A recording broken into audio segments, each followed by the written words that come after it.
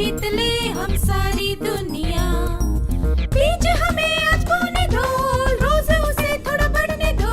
छू लेंगे आकाश हम, मन के विचार हकीकत बने। सिद्धि फल से आनंद देंगे, कोशिश कर बढ़े, सोच बुलंद करे।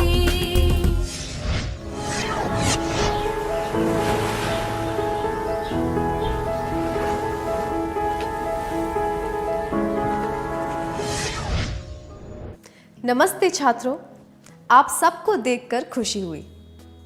क्या हम आज के सत्र की शुरुआत एक दृश्य से करें? इस दृश्य को देखिए। एक नदी उफान पर है, उसके दोनों किनारों पर नारियल के पेड़ हैं, किनारों पर सरकंडे भी हैं। आसमान में काले घने बादल हैं और तेज बारिश हो रही है।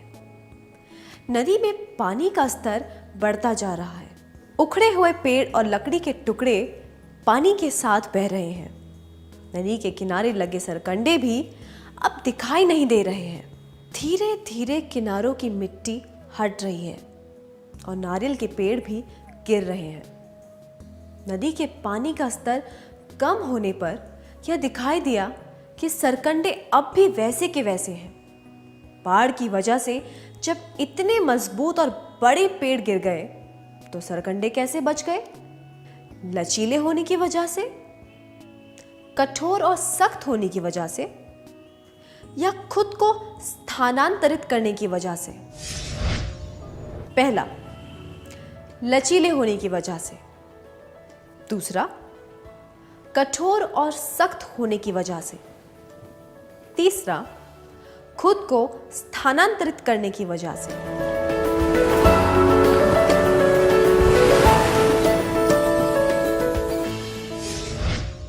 भीषण बाढ़ में भी सरकंडे बच गए क्योंकि वे लचीले होते हैं। मजबूत और लंबे पेड़ नहीं बच पाए क्योंकि वे बहुत सख्त और कठोर होते हैं। बदलती हुई परिस्थितियों में खुद को उसके अनुसार बदलने की योग्यता को अनुकूलन कहा जाता है।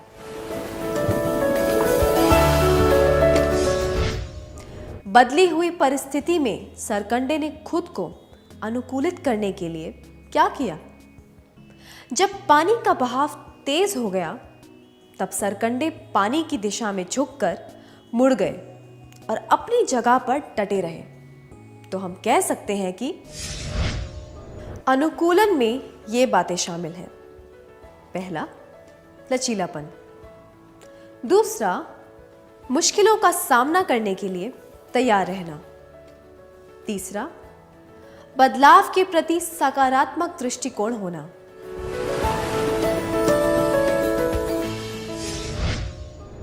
कई लाख वर्षों पहले धरती पर डायनासोर पाए जाते थे, पर अब वे जीवित नहीं हैं। वे विलुप्त क्यों हो गए?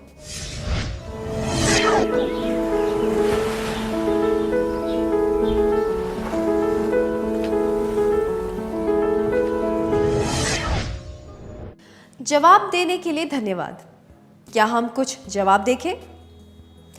जिन जीवों ने खुद को वातावरण के अनुकूल बनाया है वे ही बच पाए हैं, बाकी के जीव खत्म हो गए हैं।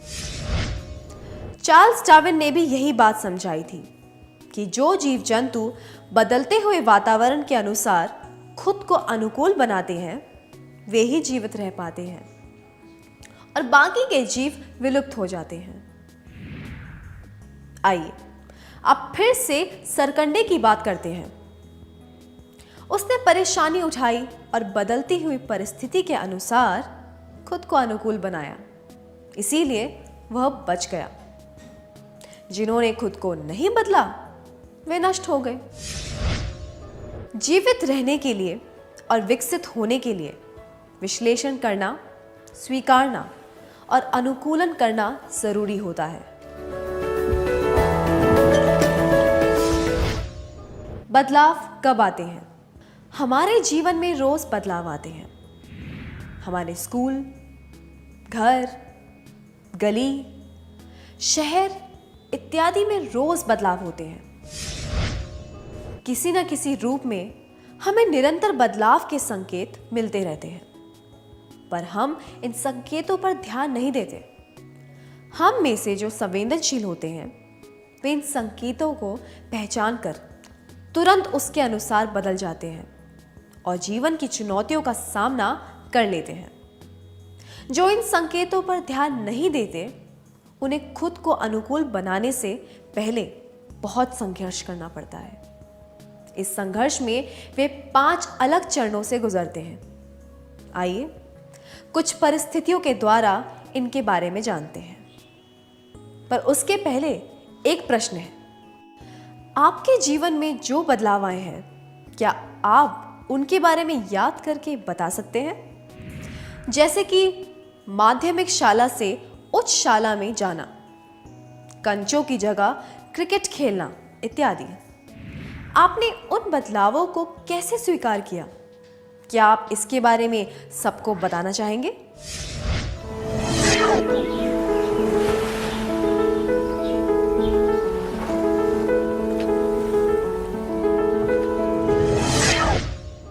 अपने अनुभव बताने के लिए धन्यवाद। आइए अब नलिनी की परिस्थिति पर ध्यान देते हैं। नलिनी अपने माता पिता की इकलौती संतान है। एक बार उसके परिवार में 2 महत्वपूर्ण शादियां एक ही दिन होने वाली थी, पर वे शादियां अलग अलग जगहों पर थी। उसके पापा किसी काम से दूसरे शहर में गए थे। उसकी मां चाहती थी एक शादी में नलिनी चली जाए और दूसरी शादी में वह खुद चली जाएंगी। नलिनी कभी कहीं अकेली नहीं गई थी, इसीलिए उसने शादी में अकेले जाने से मना कर दिया। उसका व्यवहार दर्शाता है कि वह बदलाव को अपनाने से इनकार कर रही है। अनुकूलन के चरण। पहला, इनकार करना। क्या अब हम एक क्रियाकलाप करें? आपको चाय बनाना आता है, पर आप घर पर रोज चाय नहीं बनाते। आप अपनी मां के साथ घर पर हैं और अचानक कुछ मेहमान आ गए। आपकी मां चाहती है कि आप चाय बनाएं। आपने कोई बहाना बना दिया और चाय बनाने से मना कर दिया। क्या आप दोनों इस परिस्थिति का अभिनय करके दिखा सकते हैं?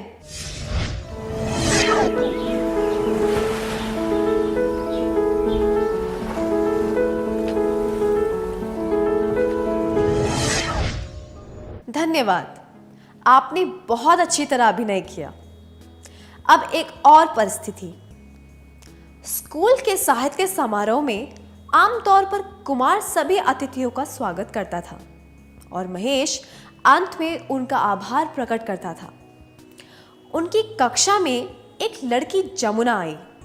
महेश चाहता था कि जमुना को अपना कौशल दिखाने का मौका दिया जाए, इसीलिए उसने कुमार को आभार प्रकट करने के लिए कहा और जमुना को स्वागत वाला भाषण देने को कहा।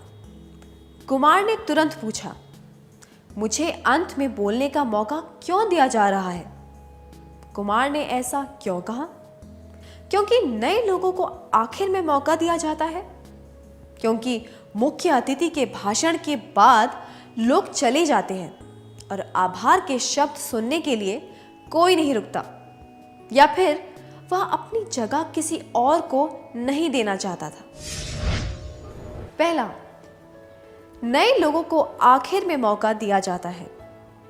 दूसरा, मुख्य अतिथि के भाषण के बाद लोग चले जाते हैं और आभार के शब्द सुनने के लिए कोई नहीं रुकता। तीसरा, वह अपनी जगह किसी और को नहीं देना चाहता था।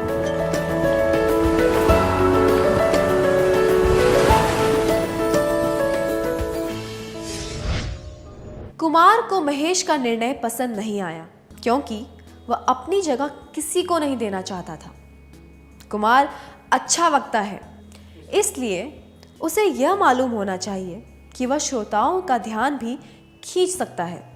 उसे यह भी पता होना चाहिए कि महेश हमेशा आखिर में बोलता है और वह तो नया विद्यार्थी नहीं है। इसलिए आखिरी वक्ता और नए विद्यार्थियों के बीच कोई संबंध नहीं है।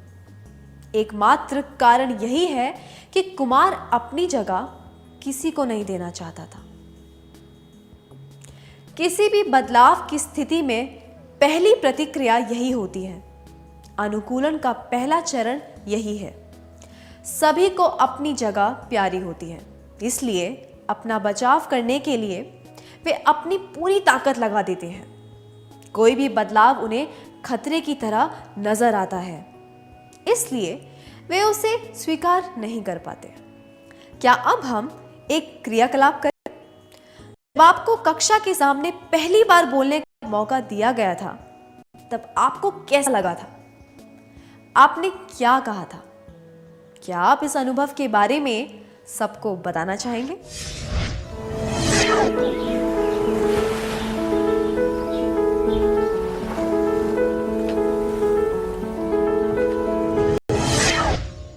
अपने अनुभव के बारे में बताने के लिए धन्यवाद। अब एक प्रश्न, कल्पना कीजिए आपकी स्कूल तक पहुंचने के बहुत से रास्ते हैं।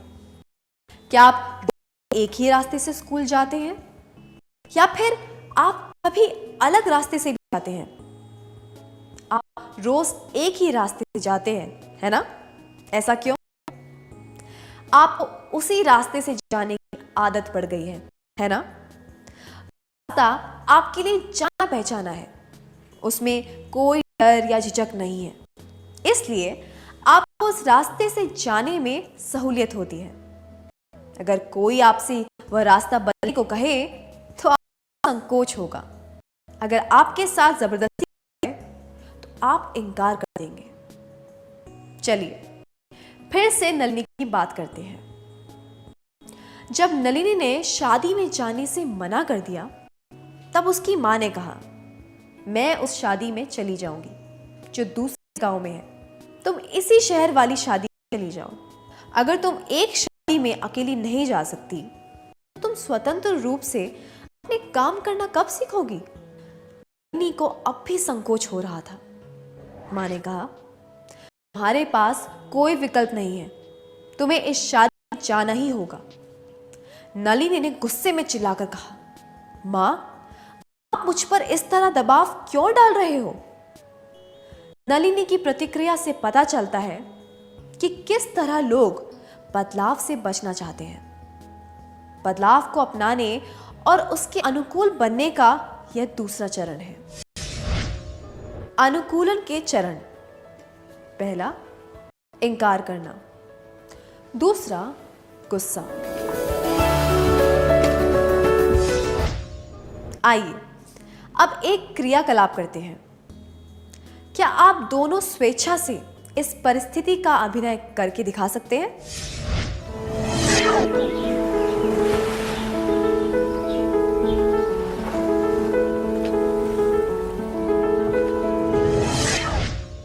धन्यवाद। अब एक और क्रियाकलाप करेंगे। दिसंबर का महीना है और सुबह सुबह बहुत सर्दी है।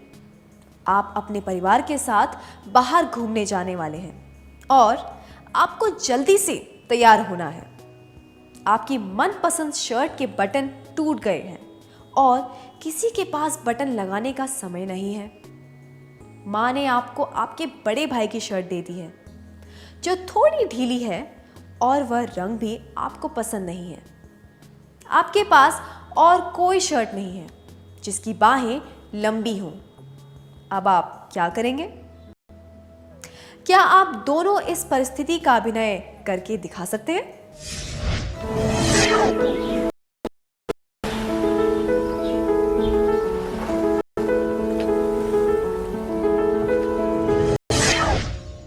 बहुत बढ़िया, धन्यवाद।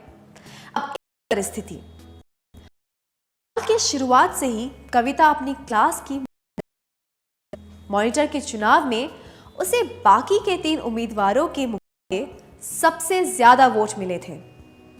उनकी क्लास टीचर छुट्टी पर गई है, इसलिए एक शिक्षिका को उनकी क्लास की जिम्मेदारी दी गई है। नई शिक्षिका को लगता है कि कक्षा का मॉनिटर बनने के लिए कई विद्यार्थियों को मौका दिया जाना चाहिए, इसलिए उसने एक नई प्रणाली का सुझाव दिया। इस प्रणाली में प्रत्येक छात्र को 2-2 महीने के लिए मॉनिटर बनने का मौका दिया जाएगा। शिक्षिका की बात सुनकर कविता को बहुत गुस्सा आया। कविता को गुस्सा क्यों आया? 1, क्योंकि उसके सामने और भी प्रतियोगी थे। दूसरा, मॉनिटर बनने की प्रक्रिया में आए बदलाव को कविता स्वीकार नहीं कर पा रही थी। तीसरा, क्योंकि उनकी क्लास टीचर लंबी छुट्टी पर चली गई थी।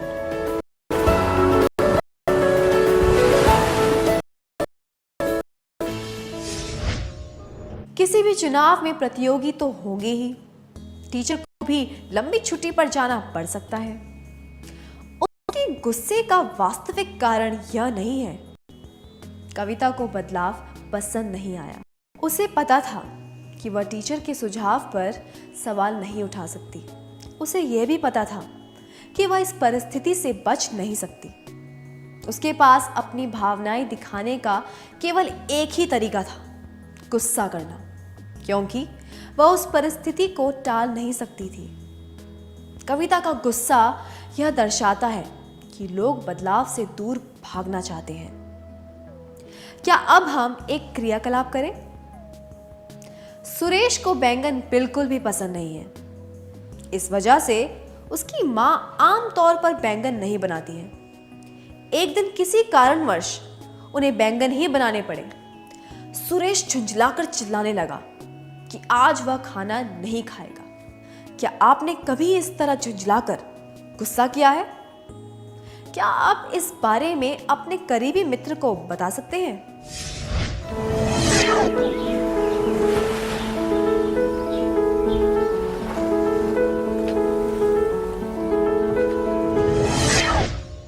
अपने अनुभव के बारे में मित्रों को बताने के लिए धन्यवाद। क्या हम आज के सत्र का सार संक्षेप कर लें?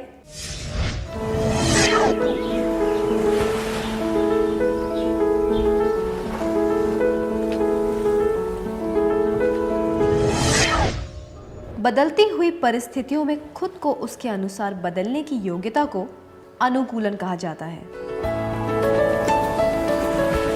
अनुकूलन में ये बातें शामिल हैं। पहला, लचीलापन। दूसरा, मुश्किलों का सामना करने के लिए तैयार रहना। तीसरा, बदलाव के प्रति सकारात्मक दृष्टिकोण होना। जीवित रहने के लिए और विकसित होने के लिए विश्लेषण करना, स्वीकारना और अनुकूलन करना जरूरी होता है। अनुकूलन के पहले 2 चरण हैं, इंकार करना और गुस्सा। इतनी अच्छी तरह सार संक्षेप करने के लिए धन्यवाद। इन बातों को अच्छी तरह समझकर याद रखने के लिए क्या अब हम थोड़ा गृह कार्य लिख लें?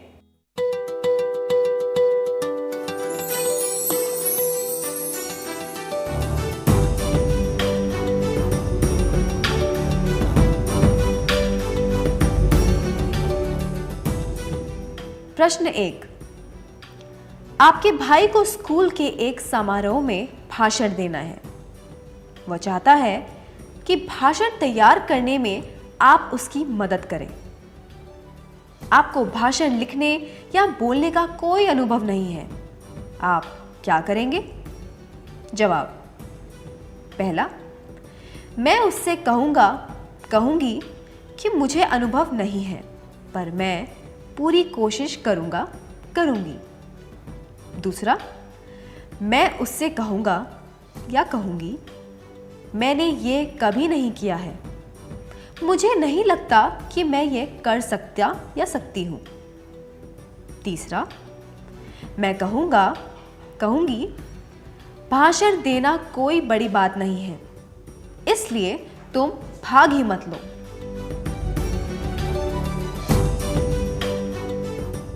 प्रश्न 2, आप अपनी गर्मी की छुट्टियों में घर पर रहना चाहते हैं। आपके पापा ने सुझाव दिया कि आप पड़ोस के राज्य में 10 दिनों के लिए घूमने जाएं। आपका जवाब क्या होगा? जवाब। पहला, मैं कहूँगा कहूँगी मुझे इसमें कोई रुचि नहीं है। दूसरा, मैं कहूँगा कहूँगी पापा अगर आप मेरे साथ चलेंगे तो मैं ज़रूर जाऊँगा जाऊँगी।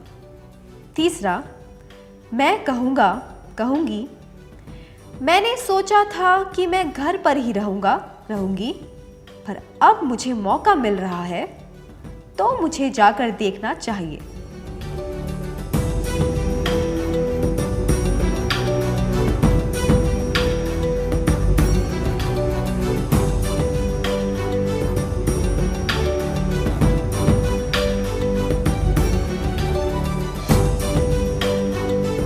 अगले सत्र में आने से पहले कृपया यह कार्य पूरा करके लाएं। तब तक के लिए अलविदा।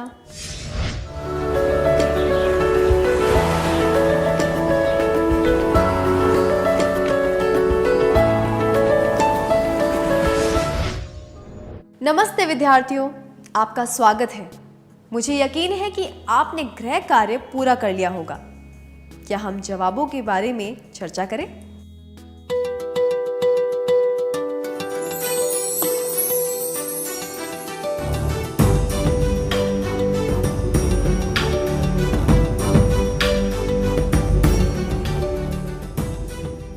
प्रश्न 1, आपके भाई को स्कूल के एक समारोह में भाषण देना है।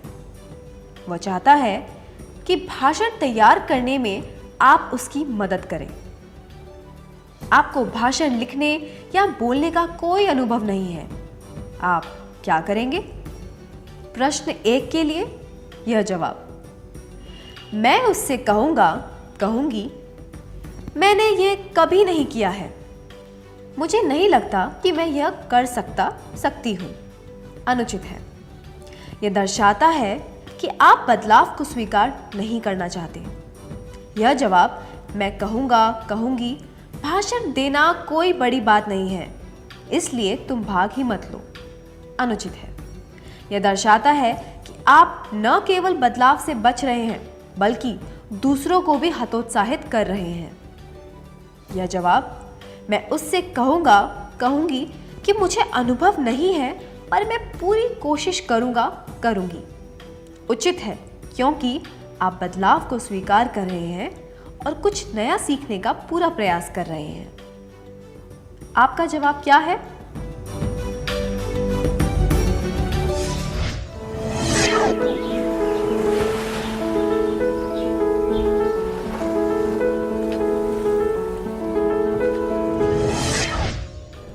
प्रश्न 2, आप अपनी गर्मी की छुट्टियों में घर पर रहना चाहते हैं। आपके पापा ने सुझाव दिया कि आप पड़ोस के राज्य में 10 दिनों के लिए घूमने जाएं। आपका जवाब क्या होगा? प्रश्न 2 के लिए यह जवाब, मैं कहूँगा कहूँगी मुझे इसमें कोई रुचि नहीं है। अनुचित है। यह दर्शाता है कि आप बदलाव को स्वीकारना नहीं चाहते। यह जवाब, मैं कहूँगा कहूँगी पापा अगर आप मेरे साथ चलेंगे तो मैं ज़रूर जाऊँगी भी अनुचित है। यह दर्शाता है कि आप बदलाव को स्वीकार करने का प्रयास तो कर रहे हैं पर आप डर रहे हैं और आप में आत्मविश्वास की कमी है। यह जवाब, मैं कहूँगा या कहूँगी मैंने सोचा था कि मैं घर पर ही रहूँगा या रहूँगी, पर अब मुझे मौका मिल रहा है तो मुझे जाकर देखना चाहिए उचित है। यह दर्शाता है कि आप उत्साह और उत्सुकता से नई चीज सीखना चाहते हैं। आपका जवाब क्या है?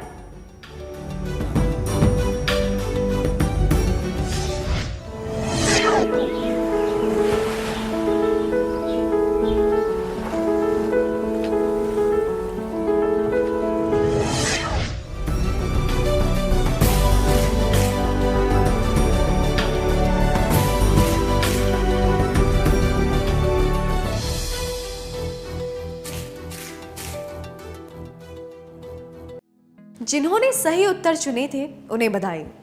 जिनके जवाब सही नहीं थे उन्हें अगले सत्र के लिए शुभकामनाएं। क्या हम अगला सत्र शुरू करें?